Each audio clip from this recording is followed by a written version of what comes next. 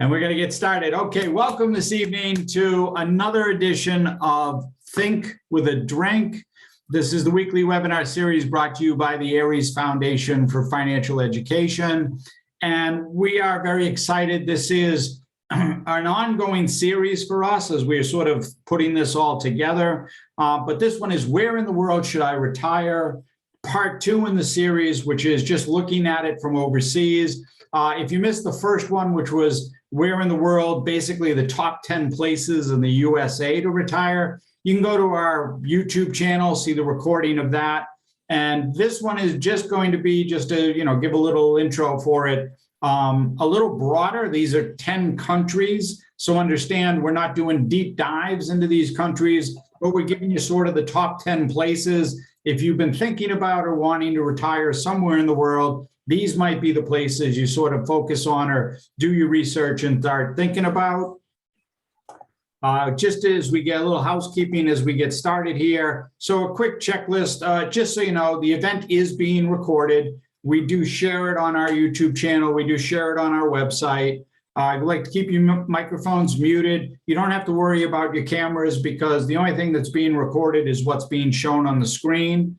There is, however, a chat box feature. So if you do have questions, specifically if we happen to hit on one of those countries that you're sort of thinking about or have some questions about, feel free to ring them out. My co-pilot, who I'll introduce in a second, Craig, is here to sort of keep us going, keep us moving, but he's also there for any questions that might pop up in the chat box. So feel free to ring out with those.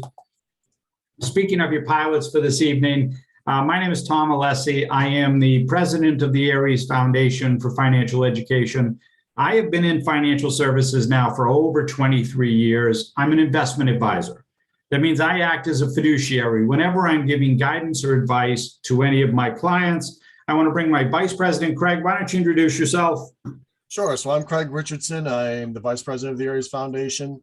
I've been in financial services a little over 17 years now. Isn't it 18? Like, don't I have to update that slide? Isn't it 18 now for you? Actually, it is 18 now. Thanks for keeping track. I appreciate that. It's 7 years now. That's what I meant. And I work with families and small businesses and help them have a better relationship with their money. And like I said, Craig will be chiming in as we go along, but he's also here to sort of man and monitor the chat room. So if you do have questions, feel free to just drop them in and he'll take it from there. I told you that Think with a Drink is brought to you by the Aries Foundation for Financial Education. We are a nonprofit. You can visit our website. It's www.ariesfoundation.org. The mission behind Aries is trying to help everyone have a better relationship with their money. Because whether you realize it or not, you are in a relationship with your money. And just like every other personal relationship that you have, there are behaviors and emotional triggers that can cause us to act irrationally sometimes when handling our money and our finances. All Craig and I try to do is try to help people get a better handle on that, take some of that emotional component out of dealing with your money. I'm not going to go deep into the disclosures here. Just know we're a nonprofit organization. We do this purely for educational and informational reasons. We do stress that if you ever do have any questions regarding tax, legal, or financial, that you seek out the help of a professional. And that's part of what our process is about, is trying to connect as many people as we can. All right, that was a lot of talking from me. That's okay. Yeah. So those of you who might be new to, basically Craig and I started this process off back in, what would you call it, the first quarantine or the original COVID or whatever, at that point. And it was Thirsty for Knowledge Thursdays, which we've sort of morphed into Think with a Drink. And so the idea with Think with a Drink is a lot of times the conversations that we're talking about, let's face it, they're not the most happy and most fun of conversations. Craig likes to joke that we shine the light into the dark corners, and we should really call ourselves the firm of doom and gloom. But the idea here is we can't think of a better way, because we want to have it in a relaxed and casual manner, that you have something cold to imbibe on while we're going along and doing this. And So for those who don't or can't imbibe, don't worry. Every now and then Craig will pull out something that's non-alcoholic. That's not the thing. Just want you to have something that's cold and refreshing for you to watch along with. But I thought this was most appropriate for tonight's event, since we're talking about overseas. This is Jack's Abbey. They're a local brewery in Framingham, one of my happy places on the planet. And this beer is called Shipping Out of Boston. It is a malty and sweet, lightly hopper amber lager. It's very good. If you ever get a chance, if you're ever in Framingham, we always recommend stop by Jack's Abbey. It's a great place. Pick up some supplies. But I couldn't think of a better thing for going overseas than shipping out of Boston. Craig, what are you drinking tonight? I was in the same venue. I did to my alma mater, the Berkshire Brewing Company, right? Oh, nice. But this one is actually called Lost Sailor. Oh, yeah, I've had Lost Sailor. Yeah, there you go. See? Gold. Skull. As long as I get the capitals. There we go. This is a one-piner right here. That is so good. Okay, so the agenda for this evening, we're going to give you the things you should be thinking about, right? If you're going to make the decision to retire overseas, some of those transition difficulties that you may or may not have sort of put into your brain and to be doing research on for yourselves. The top 10 countries, there are no honorable mentions because it got too wonky in terms of trying to pull in other honorable mentions for it. Just an FYI, we did honorable mentions when we did the US. We felt sort of compelled to put Massachusetts in the list, so they came in as an honorable mention. Spoiler alert. And then we'll talk about some of the budget and planning considerations to go along with it. Hang on, I do have an honorable mention. Julie said she's drinking Spanish wine. There you go. See, nice, like a Rioja something. Nice Spanish wine, like that. There we go. Love it when the audience gets involved. Okay, so things to consider when we're talking about moving overseas, right? So one of them is that adjusted cost of living, right? And we'll talk about that with currencies and other parts to it, but realize there are some facets of life here in the US that don't necessarily translate or transcend overseas, and depending on where you're trying to go. And so you have to think about the adjustment and what that might cost if you try to maintain your same sort of lifestyle today. So the expatriate community, right? How many of them, when we did the top 10 in the US, we talked about the clusters where people over 65 might be going or might be moving to, type of thing. Well, the same thing works here where we're talking about, former US citizens now living abroad. Is there a big community in their country? Because that's something to be considering. Whether or not it's taxpayer friendly, that's always going to be a thing for us, right? And how that works and whether it means anything. The tax planning on the estate, the healthcare system is a big one. We did that with the US as well. It's always a big one. General overall safety concerns. Let's face it, some of these countries, we're talking about enter into close to third world status. So you got to be careful there. And then the same conversation about expats as it is there an older population? Like it'd be great to go to, Tahiti or something, but if everybody's 30 years old, like it's not really going to be that great of a place for you. Well, maybe. Well, okay, I take it back. There you go. See, depends on what you're looking for, right? So transitional difficulties, becoming a citizen or an extended visa, and how does that work, right? So those are some of the factors when we get into it. Estate planning, what happens if you pass away there? What does the country get involved? Do you still maintain some residence here in the US or some assets here? How does that all work? And then the big one, which is currency fluctuations or exchange rates. So understand, it's not so much that, hey, what's the dollar doing against the euro or doing against something else? That's one part of the currency fluctuation, but the other is you've got to exchange the money. And every time you exchange that money, like if you've got Social Security coming in and that check's coming in, but it's then going into the bank and the bank is going to then exchange it into currency of that country, you're going to pay for that exchange. So how much is that going to take away from you on a monthly or regular basis? Well, it may be favorable depending on the exchange. Right, but no, but yes, but it's also, they're still going to take a price from you to It's gonna do be the exchange. a few percentage points, right? Yeah, you're gonna pay for that, but it's just something to consider. Again, tax treatment on the assets, getting around, setting up your new home. How does that look? What does it look like? And then, because we always sort of drag pets into the equation, what if you got a pet? Can you bring the pet with you? How do you bring the pet with you? Does the pet need to have a special transportation and documentation and other things that go along with that? Sorry, I needed a drink right there. Does your pet speak a different language? Yes, can the pet get along, right? So all of those things. Okay, so those are some ideas and some thoughts that you need to be sort of putting in your head about, hey, if I want to retire overseas, these are some of the things I need to be thinking about, some of the research I need to be doing for whatever that dream spot or dream location is. What we're going to give you is what comes out as the top 10 as far as countries that sort of fit a lot of these criteria. Now, understand, not everything is perfect. Not all of them are perfect. We're going to go through a little bit of pros and cons with each one of them, but they're really rated on a lot of these concerns and considerations, the country, how they fit, and that's why they fall into the category. Should we have, they would be like, what did we want to do the last time? Drum roll, right? We wanted the drum roll type of thing, right? So, flags, right? Number 10, number 10. It's the Dominican Republic.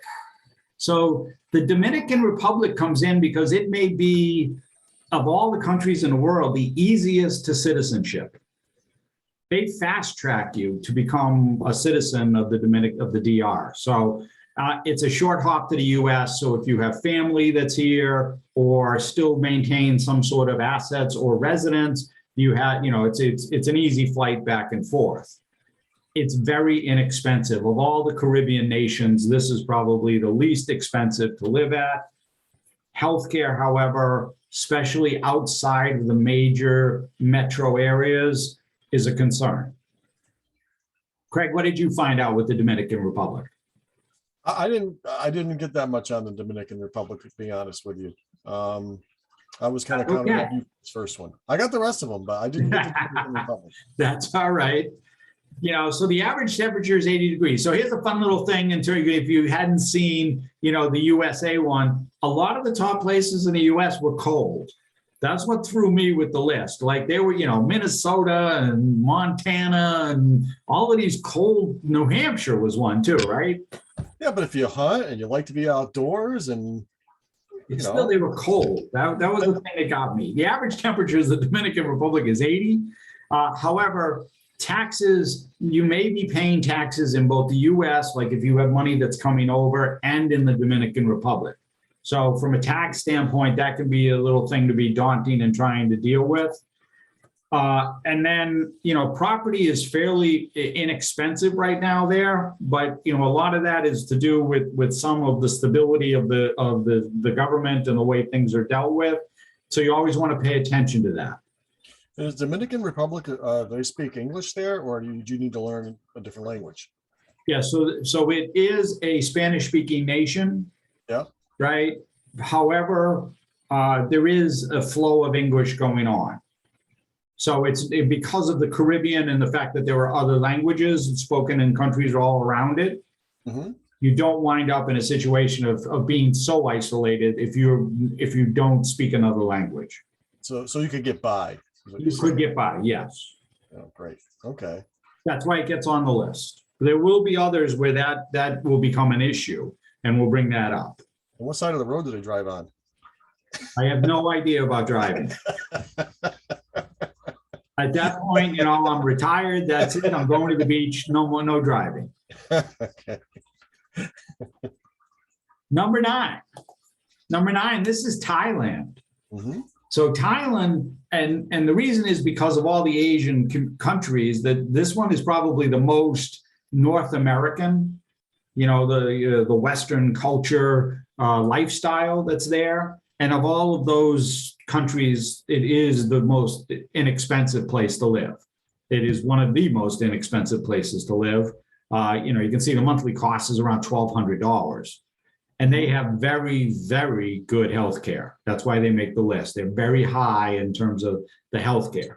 So what'd you get, Greg?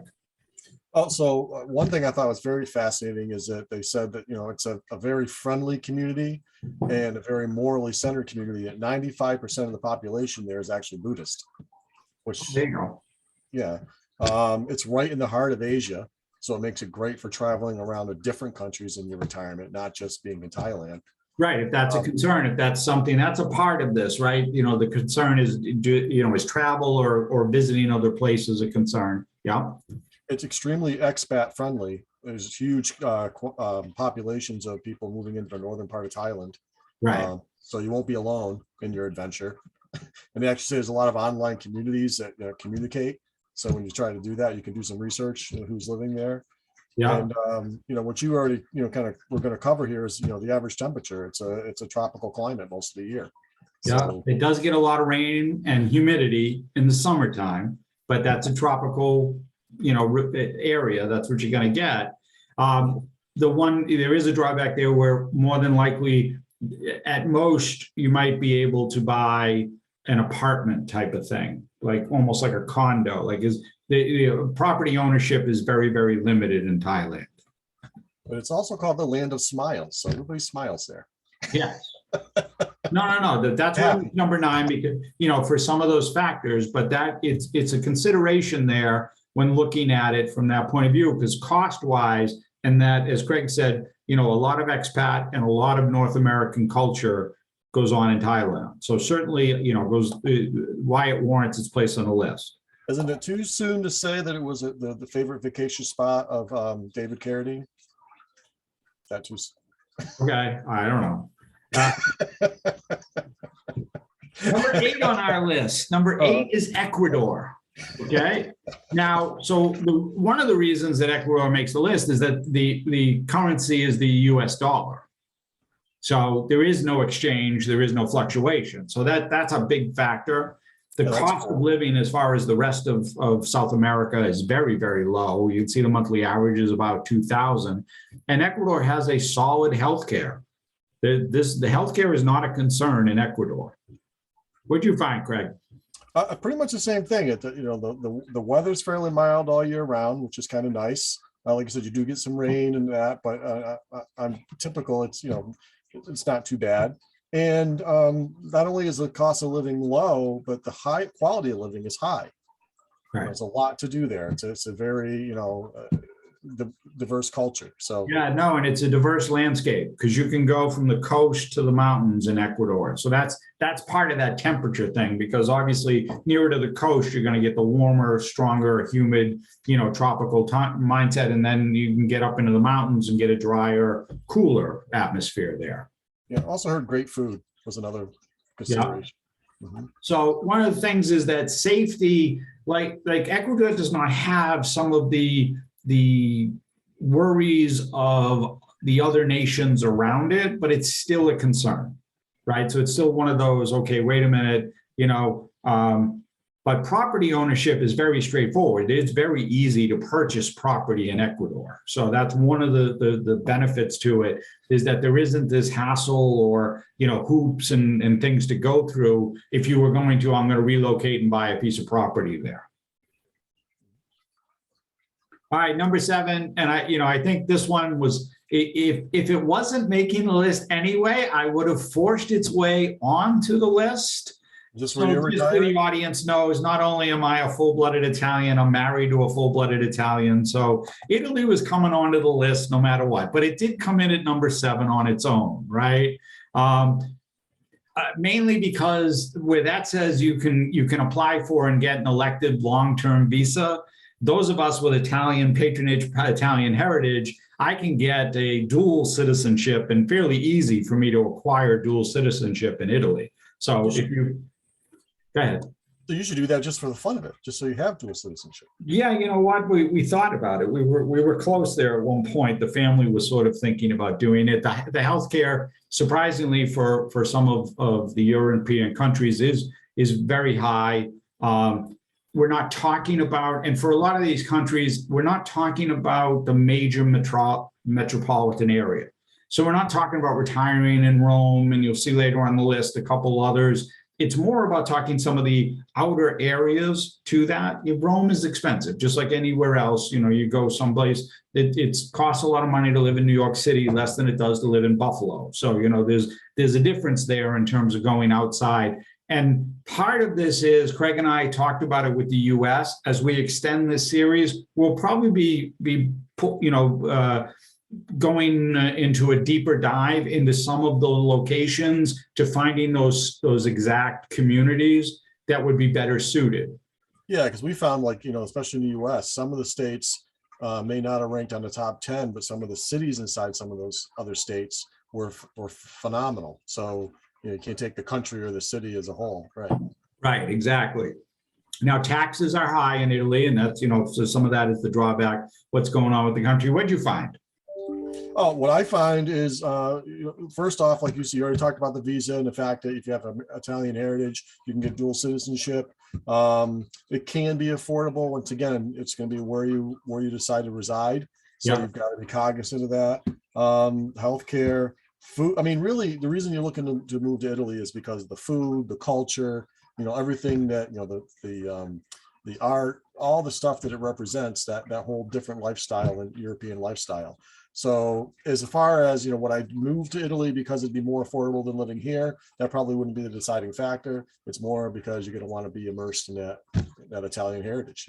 Right. Well, and one of the things that you bring that up, cuisine is a factor. We don't talk about it much in this, but understand that, the cuisine of what is normally served and eaten on a regular basis in some of these countries is different than what you have here. That's why some of these actually fall on the list, like Craig mentioned, the access to food and certainly what would be considered, high gourmet food is a factor.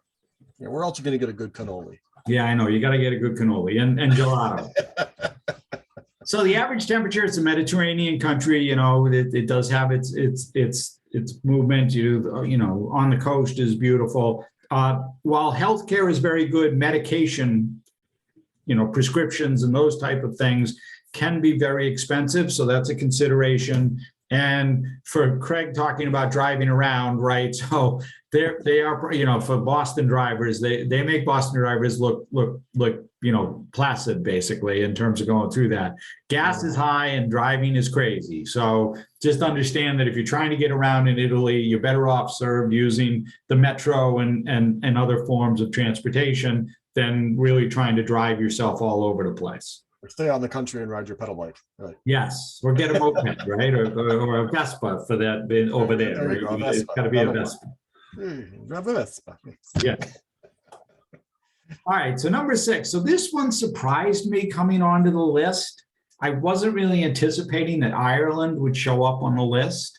A couple of points with it is the fact that there's no visa needed. You can freely go to Ireland and not require a visa to stay there. However, it's highly expensive. The costs are very, very similar, if not the same, here on the East Coast of the United States to what they are in Ireland. So it's not like, hey, you're moving there for a cheaper lifestyle. However, their healthcare, it's like one of the top rated healthcares in the world is there. Remember, it's all socialized medicine. So, there's a lot to say for that. What'd you get with Ireland?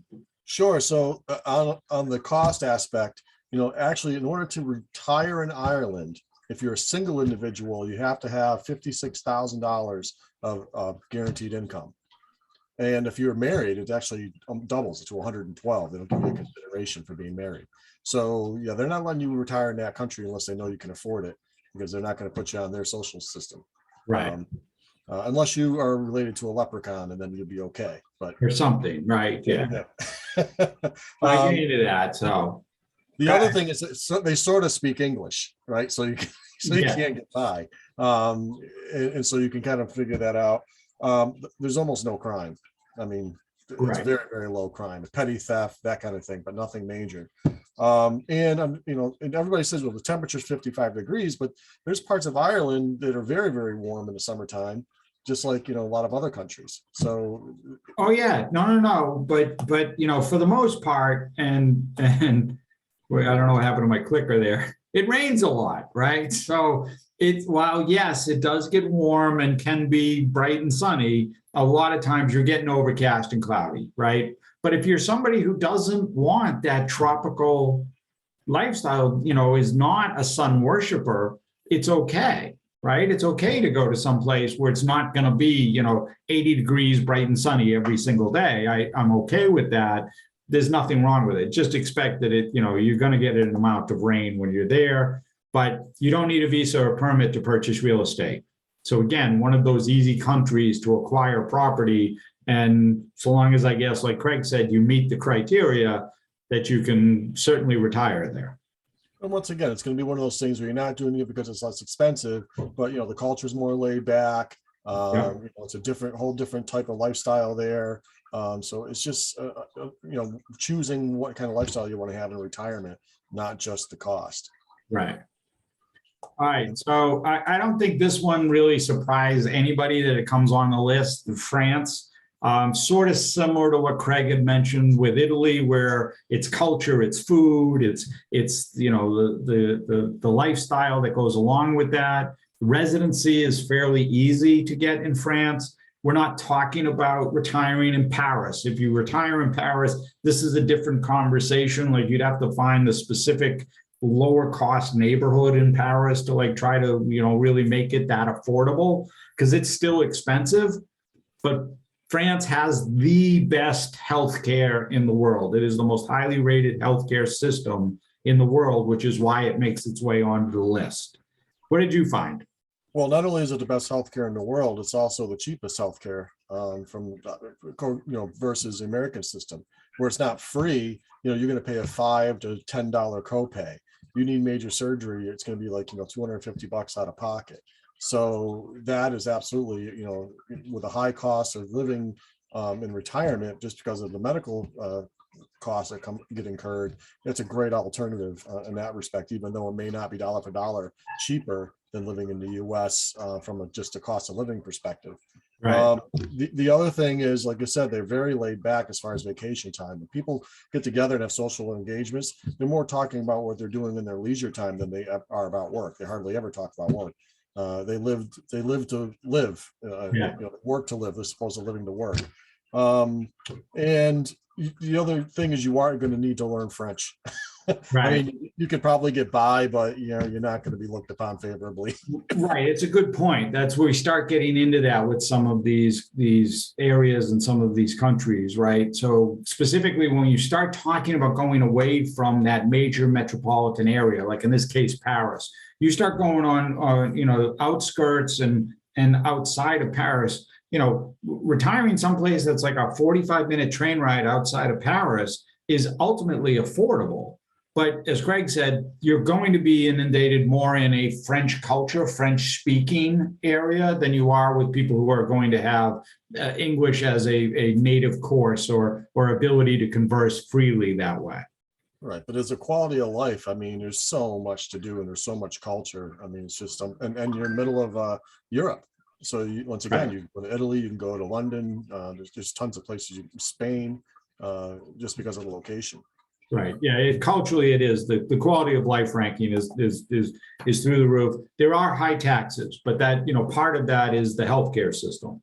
You're offsetting some of that, so understand it. But France definitely is one of those countries that ranks up there because, like Craig said, there's just so much to do. And I don't know if you mean to, Tom, but your camera's off. It's cool looking at your avatar, though. Yeah, I don't know what happened. I don't know why I think I did that accidentally. Okay. I put it back on. Did that work? You look better with the avatar, to be honest. Yeah, thanks. Did that come back on? Yes. Okay. I just missed the cape now. That's no. You know what? The problem is I can't see it. That's why it's blocked out on my screen. That's why it just. All right. So this is an interesting one for me. Not that I was ever considered myself like an A+ student in world geography or anything, but honestly, this country when it came up on the list, I had no idea where Northern Cyprus was. So I literally had to do research and to figure out just where this was in the universe. And Northern Cyprus is part of Cyprus, though it's not part of Cyprus. So the understanding there is that Northern Cyprus is its own territory. It actually falls under Turkish rule. It's actually governed by Turkey instead of Cyprus. English is widely spoken there, so there isn't that worry about it. Now, again, we're talking about it's like a slice, like it's not that big. It's like a 7,500-mile area that covers the top part of Cyprus, but it's got a huge expat community there. The average costs are moderate. You're living on an island, ultimately, but healthcare, because they cater to a lot of tourism and tourists, the healthcare system actually is pretty good because they're used to that. What do you got? You got anything on Northern Cyprus? I do. First off, the climate is fantastic. So that's always a plus. You don't have to layer like you do here in New England, which is nice. Very low crime is what they were saying. It's a nice, safe place to live. Like you already put out, it's friendly and English speaking, so they don't have an issue with you speak English, as opposed to Turkish or some other languages. Cheap cost of living, once again.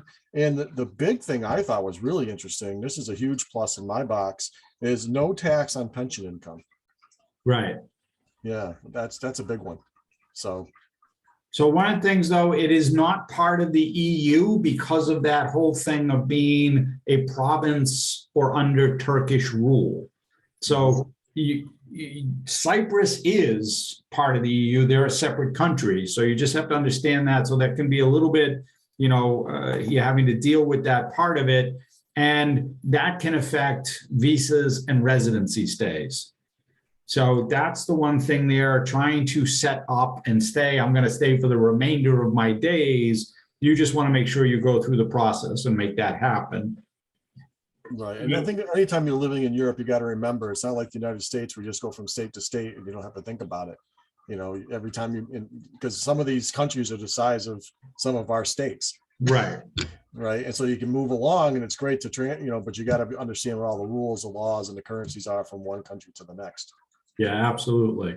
And so the next one, I got to tell you, number 3 on the list here, this one got me. I am literally like all in. I'm a Belizer, right? I started doing the research. Sad. Yeah, I like that. See, I'm going to send that to them.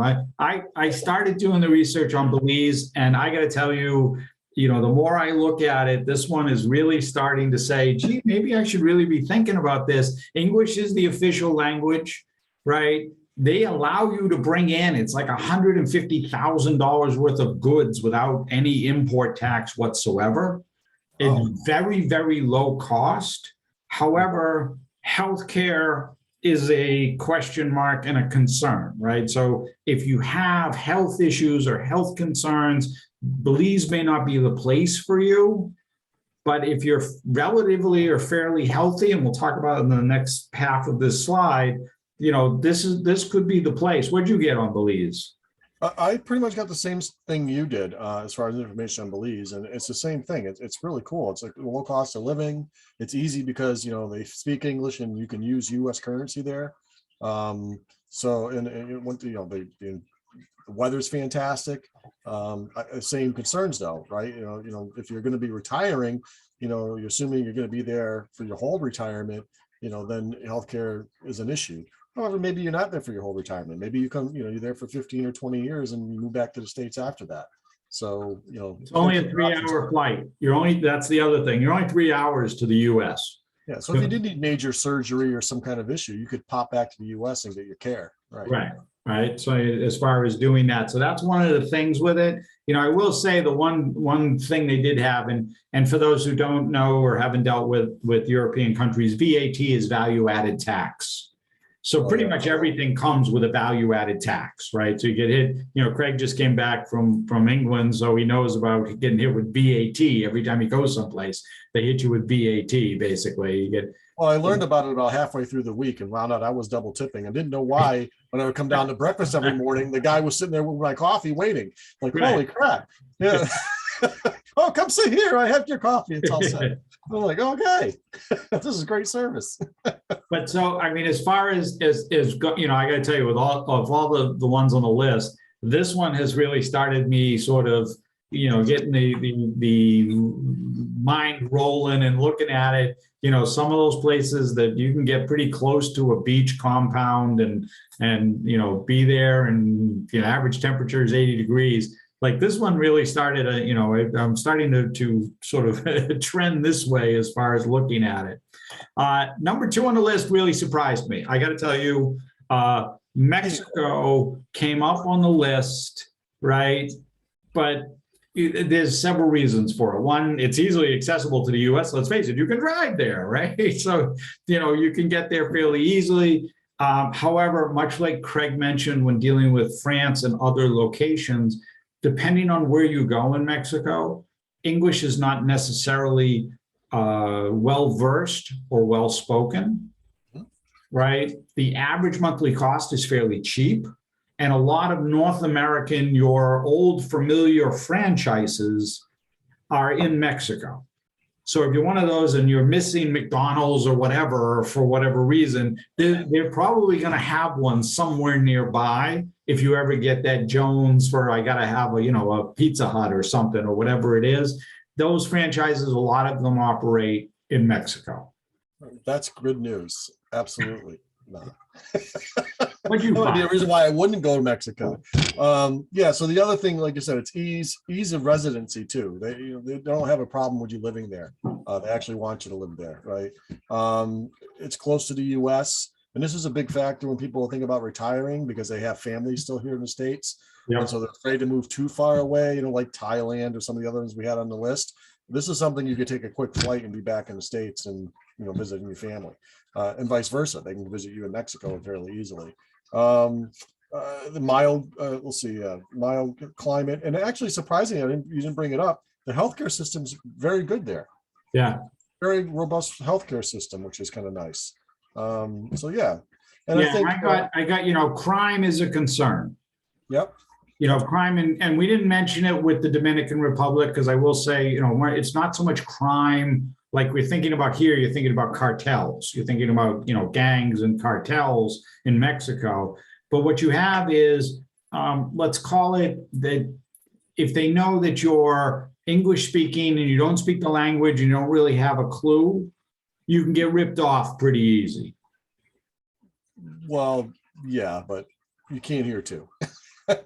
Well, no, I mean, like in currency exchange or what something cost or that type of thing, you get taken advantage of. How's that? Yeah. You need to be aware. Yes, you need to have your wits about you, and you know that's going to be true. You know, not saying other countries are, you know, have they're lower crime, but I think it's the same thing. You need to be aware when you go into another country of how the currency exchange works, how the value of money works. You know, some places barter. You know, they do barter and trade, and that could put you in. If you're not used to that kind of a system, can really cause a problem for you. So you just got to have your wits about you, do your homework. Yeah, and then the last one, and the reason it makes it on the list is because of the healthcare you did. I don't know why I didn't put it in there, but they do have power outages frequently. So it's just one of those, especially if you're older and you're relying on stuff, or you know, you're worried you get stuck in the dark. You know, they do have frequent power outages throughout the country. So you have to remember that, so you don't go, oh shit, I just died, right? Yeah. Am I dead? No, the power just went out. The power just went out. You're still with us. All right, and so the drum roll to number 1, and I don't know if she made it onto the call. Where this one's for Liz out there. He is not Portugal. on the call. Portugal has made it as number 1, mainly for there's a couple of big points with Portugal. English is spoken everywhere. It is the 3rd safest country in the world. The average monthly cost is very low, and it's a 12th ranked in terms of the entire world as far as health provider. So you just look at that list and say, well, okay, well, a lot of that makes sense, right? You know, in one, it's a Mediterranean country, so you're getting the weather, but what'd you get? Same thing. Another huge selling point for me on Portugal is tax exemption on pensions. So, you know, it saves you on that part of it.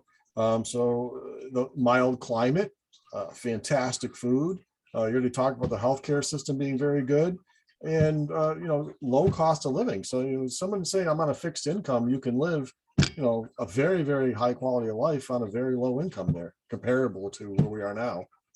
Yeah, one thing though, the visas, if you're going to do it, and if you do your research on it, you'll find it and figure it out, that you need to obtain the visa months before you go. It's not like one of these, I'm going to go there and get my visa. You've got to actually obtain the visa before you leave, and it's 3 months before, at a minimum, before you go. Yeah, but I think, the other thing too is you're planning retirement. If you're going to be planning to retire in another country, you should be doing a ton of forward research anyway. Right. Well, so yeah, you want to make sure no matter what any of these places you pick, do a lot more homework than we're giving you here on the screen. Which brings me back to Belize, because now I'm trying to convince my wife that we should go on vacation to Belize, because I think that's the real, like, you got to do some vacation. You got to spend some time there. And so if this is really the plan, or at least the hope or the dream, right, then you need to be doing some of that. And that some of that needs to be pre-research. You've got to spend some time there. Do you get along? Is it comfortable? Do I feel good being in this location or being in this place? And could I see myself staying here for the rest of my life? Or you can do the snowbird routine, right? Like if it's Belize, it's 3 hours away. Do you go there in the winter time and come back in the summer? I mean, there's lots of options there depending on what you want to do, especially if the cost of living is low. I'm Belizean in that too. There you go, right? So, because you got to spend some time in Italy if you're going to get your dual citizenship. Now you're spreading it too thin in terms of that. Okay, so one of the things with any of this, right, is it's okay to have a dream, but a dream without a plan is just hope or a wish. And I heard that isn't going to get you anywhere. Right? And so you need to be thinking about, and Craig sort of mentioned it a couple of times with that pension income, with the money that's coming in, right? How much income am I going to be able to generate? What do I have? What are my assets? What do I got for Social Security? Or do I have a pension? What do I have coming in that I can actually have that budget set aside? Whether the expenses are $2,000 or $2,500 or $3,000 a month, whatever it is, do I have that coming in? Some of these countries that, like Craig mentioned, the whole thing with Ireland, you need to show you've got that income that's coming in. Do you have that? And then protection planning, that's the whole healthcare and are those resources being used for that, and how that is going to be handled, and is that being set aside? And then lastly, estate planning, because like we talked about, some of these countries, you're going to pay in country and in US taxes possibly, depending on how the estate gets handled. Yeah, or even if people in the other country can be beneficiaries at that point if they're not. Right, or is that going to affect the tax consequence and how that money gets distributed and how it gets sent back, and are they going to withhold versus getting it? That's the whole thing. The one big thing I would say, Tom, though, especially right now, we're getting a lot of people who are talking about early retirement, right? And in a lot of these countries, the average retirement age is a little lower than here. It's 60 to 62. The nice thing, when we talked about the last time about places to retire in the United States, the issue is you carry the medical issue gap with you no matter what part of the United States you go into, right? If you retire at 60, how do you insure yourself to age 65? Well, a lot of these other countries, it's not an issue, right? Because you don't have that medical gap. You can retire there at 59 and still get full medical coverage. So that's something, if you're looking to retire early, even like I said, even if it's for that first 8, 9, 10 years of retirement, you may be able to live in that country until you get to the older age where you get now getting Medicare in the United States. So it's just lots of things that really, root around in your head of different options. It don't even have to be one way or the other. It's a matter of what you want to do for yourself. Right. And that's the whole idea, is sort of trying to get that handle on it. And honestly, that's what we try to help everybody do. Right. It's trying to get that clear vision. I shouldn't have done the road. I should have done a world map. Right. That would have been a better thing for this. But our normal shtick here is that we talk about. You didn't wear the shirt either. I mean, come on. I know. My video wasn't even on. So what did it matter? That we try to help everybody get that sort of vision. Where do you want to get to? Right. Because like we said, it's one thing to have a dream, but it's another to actually start to put it in place. Like I said, I'm a Belizer now, so it's going to try to get me to Belize, I guess, is the idea here. But Keep saying that, I'm going to start calling you Shrek. yeah, I know. I guess I'm getting there. It's right. You know, I'm going to have that in my head in terms of going through it. But the idea is to try to have that vision, and you know, that's really what we try to do. And so that's what we're here, and we offer to everybody an opportunity to sit down with us, sort of ask questions, you know, take a look at the whole picture, see if we can be that sort of guidance and help you sort of get on track. And if you're interested, you can just drop yes in the chat box. We'll reach out. Craig, you got your schedule handy? I do. Yes, I do. If you can, just drop it in the chat box. Basically, if you're interested in having a conversation, Craig's going to drop his schedule in. You can just click on that and find a day that works for you. And we'll just set up and have a conversation, see what you're trying to do, or put something in place that might work for you or help you get onto that path for wherever you're trying to achieve. And yes, it may not be Belize, it may be Montana or New Hampshire, whatever it is, but we can try to help you get there. One of the things we do ask of everybody is if you could just take a moment. Craig, you got this link as well? I do. See, that's why he's here. He's my co-pilot trying to keep us moving in terms of dealing with this. It just dropped that. It's just a quick link. If you can copy it or just click on it and just take 2 minutes and fill it out. We just value the input and feedback we get from our audience, and we certainly appreciate it. If you do have any thoughts or some other, you know, deeper dive into this series or anything that you want to, you know, learn about or hear about, there's a box for that. Just drop it in. We're always looking for subjects and topics that we can sort of do some research on and find out about. This is Craig and I in our more formal attire, though technically he's in our formal attire right now with the shirt on. Yes, those are TB12 jerseys. They are custom TB12 jerseys. They don't say Brady on the back. We kept them because he was still playing. We didn't retire them until he retired. Technically, he's retired, but now I keep hearing every day he's coming out of retirement. So you're not putting them in the draw yet. We're not getting rid of them. Maybe not till the start of next season, and then we'll probably be in Mac Jones jerseys going forward from there. All right, so we told you think with a drink. We try to keep that theme going. So what's on tap? What's coming up? So next week we're going to do is a 401k, a good idea. And by that we mean, yes, it's been what we've been told for a whole generation of this is how you're supposed to save for retirement, but does it really work? And does it really work out for everybody? And are there things that you can do and steps that you can take that maybe might be a little better suited? On the 17th, it's St. Patrick's Day, so we're going to have fun. That's Blarney, which is financial myths and other falsehoods, things that you might have heard or read about or seen, and we'll sort of try to debunk a lot of that. And then because we did Irish on the 17th, I got to come back with something Italian on the 24th. We're going to do the panini generation, right? They call you the sandwich generation, where you're trying to support your kids and your parents. As an Italian, look, we're getting squeezed. That's a panini to me. So it's a little bit more robust from that side. But that's what we're going to do on the 24th. So you squeeze in the middle and burn on the edges? Is that what you're saying? That's what it is. You get burned on the edges. Absolutely. Craig, any questions in the chat box for us? I have no questions. People are just out there researching where they're going to retire to now. Yeah, that's great. So if you do have any questions, just know, feel free, shoot them in. But we're happy to answer them at any time. Like we said, we'll probably be extending this series, and we'll come back with some more drill down into more community-based, some areas that get a little bit more specific on some of these, because it's just too broad to try to do it in the time frame that we do. But you can always check us out. I said, go to the website, www.ariesfoundation.org, or you can go to our YouTube channel. You can get to it right off the website, and you can see all the topics and all the things that we've done. And on that note, I am going to stop the recording.